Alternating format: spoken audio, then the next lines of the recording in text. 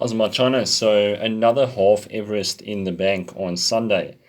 And this one was better than the previous week. The stats were definitely looking better.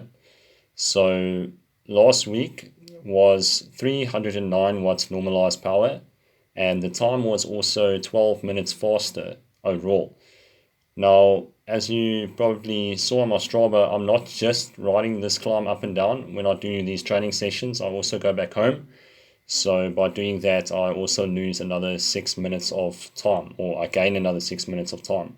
So this will not be the case or it won't be the case on the actual day of the Everest. Yeah, we have another plan for the right day. I will hold the bottles for you.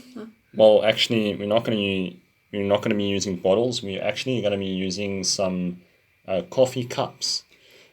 So I'm going to go to the convenience store and get like 4 coffee cups so that the liquid weight is as light as possible, and I can drink enough every 15 minutes. Drink enough sugar water, drink enough regular water just to rinse the mouth out and stay hydrated.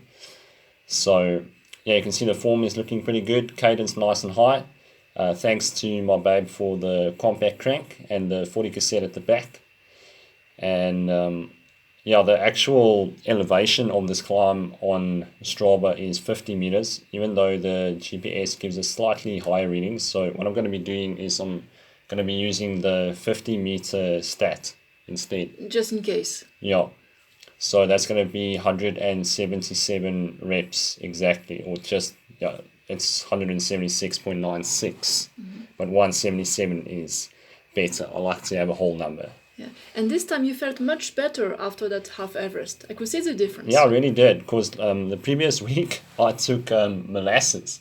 I took like 130 grams of molasses in my bottle with 400 grams of sugar, and that just made me feel really nauseous. I don't know, I get the same thing with fructose as well when I take concentrated fructose sugar. Get the same thing. And on the downhill, you can see it's a nice and fast downhill. I think the max speed for this week was 73. So maybe the GPS was overreading the previous week. But you can also see I'm keeping it safer on the downhill this time. I'm staying on the hoods because that way I also don't lose too much speed that way. It's probably like a kilometer per hour slower, but that doesn't make a big difference on the way down. What really makes a difference is the speed that you have on the way up. I've seen it with the Everesting calculator. It's a massive difference. Like 1 kilometer per hour on the way up makes a far bigger difference, probably 10 times as much difference as 1 kilometer per hour on the way down, just because you're spending much more time climbing than you actually are descending. So yeah, it's keeping it safe on the downhill, not going to sit on the top tube, and staying on the top of the bars so that my body can act as a parachute when I'm braking.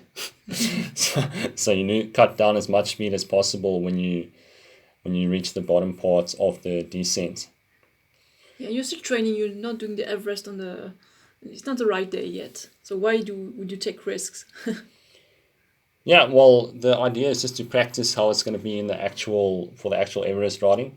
But yeah, the amount of time that you lose on the downhill is really negligible. It's not going to make a difference. What's really going to make a difference is how much effort you put in on the climb.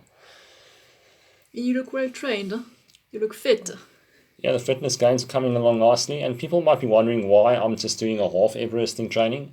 Well, the idea behind that is just to ride at a much higher or a significantly higher wattage in training for the half Everest, so that by the time I do the full Everest, when I get to the halfway mark and I ride a slightly lower wattage, it's going to feel like I haven't done that much yet.